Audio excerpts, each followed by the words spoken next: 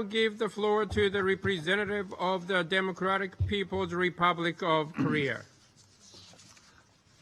Mr. President, at the outset, I condemn Japan in my strongest possible terms, who is holding presidency of the UN Security Council during December this year and instigated by the United States is now making as able use of its opportunity by convening the ministerial briefings of UN Security Council on non-proliferation issue of the DPRK.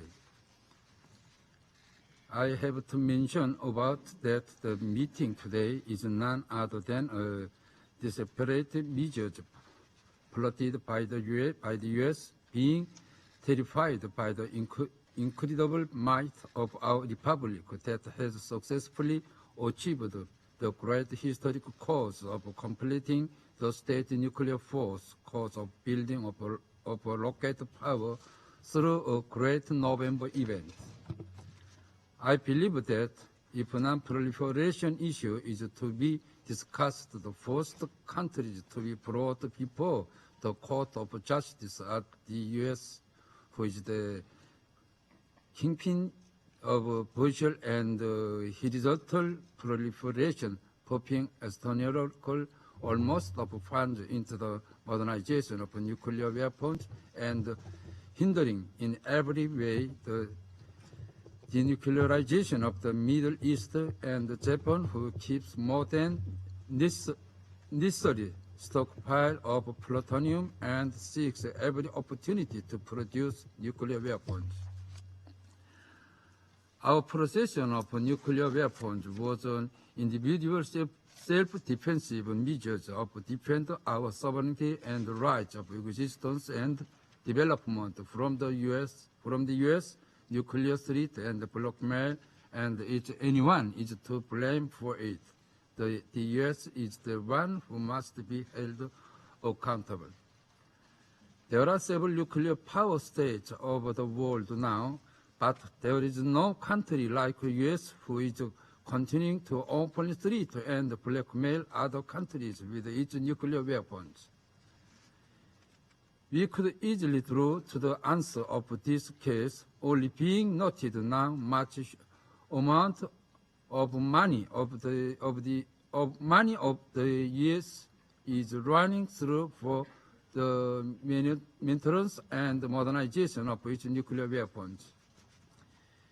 It is already well known to the outside that the U.S. has now stockpiled more than 4,000 nuclear warheads in its nuclear arsenals, deploying over 115 technical nuclear bombs over the territory of its NATO allies, and is now planning to consume of around $1 trillion for its nuclear weapons maintenance and modernization during 30 years in future. All of the figures above clearly prove that the U.S. is only the ringleader in nuclear proliferation. It is also disturbing to see the UN Security Council acting like tools of the U.S. and playing to each turn instead of keeping impartiality as the lifeline in its activities through to its mission to pressure international peace and security. It is the UN Security Council of today that, while ignoring our repeated request to bring the issue of the provocative and aggressive joint military exercise on the table of the Council, the most graphic manifestation of nuclear threat and blackmail of the U.S. keeps itself busy pointing to the U.S. that assessed sanctions and pressure against us by condemning our self-defensive measures.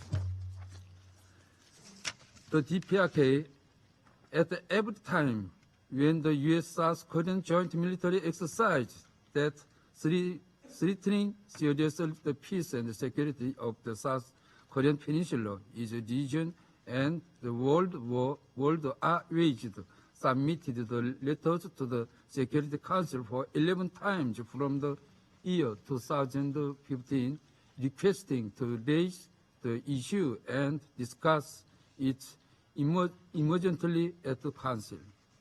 However, on the contrary, turning away its face at every time of our request for such aggressive joint military exercise to the last, the UN Security Council has adopted 11 sanction resolutions against my country, denouncing our self-defensive measures as of threat to international peace and security.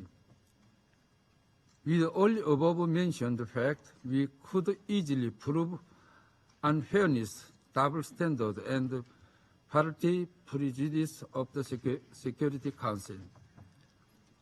As we have clarified in the government statement, the development and advancement of the strategic weapons of the DPRK are entirely to defend the sovereignty and the territorial integrity of the country from the U.S.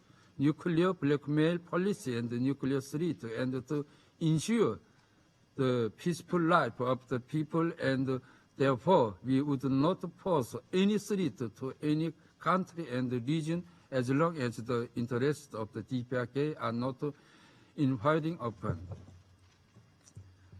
Reiterating once again, our nuclear force is served thoroughly for each mission as self-defensive deterrent, and it is fully according to the Rule 51 of the UN Charter, stipulating the right of exercise of self-defense measures to be made by individual UN member states.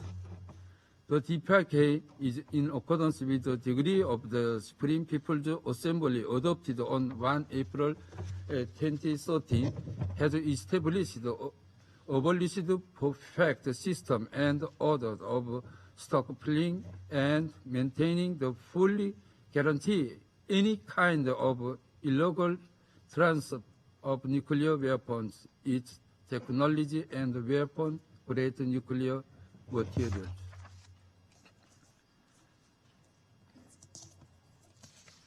As of the result, there is no single case being raised about our nuclear proliferation up to the moment.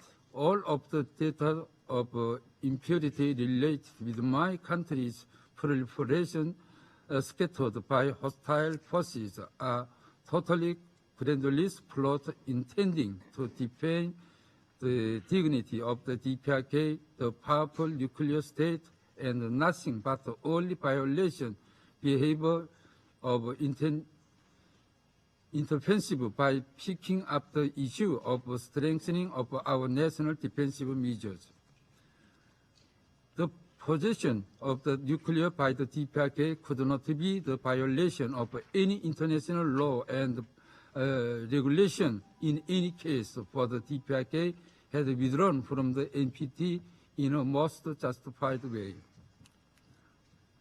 At the same time, it is clear to everybody that the DPRK does not infringe any interest of other countries, and the purpose of possession of nuclear deterrent is only for self-defensive and to safeguard the peace of the region.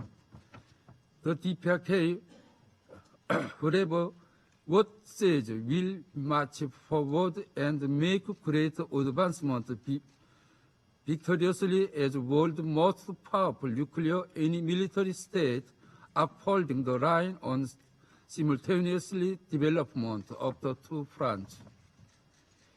In accordance hereby, I reform once again that the DPRK, as a responsible nuclear power and a peace-loving state, will sincerely fulfill its non-proliferation obligation assumed before the international society, and put its every effort to achieve the noble cause of safeguarding world peace and security.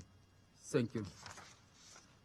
I thank the representative of the Democratic People's Republic of Korea for his statement. The representative of the United States has asked for the floor to make a further statement. I give the floor to His Excellency, Mr. Rex Tillerson. Thank you. I'd like to take a moment to respond to the statements of the DPRK permanent representative. First, I think we have heard all of these things before from this government. There is no doubt that the DPRK's pursuit of a nuclear arsenal is in clear violation of international law, directly challenges the global non-proliferation regime, and greatly threatens international peace and security. This body has unanimously made these points for well over a decade now. The international community condemns North Korea's pursuit of a nuclear arsenal, and we will never accept a nuclear North Korea.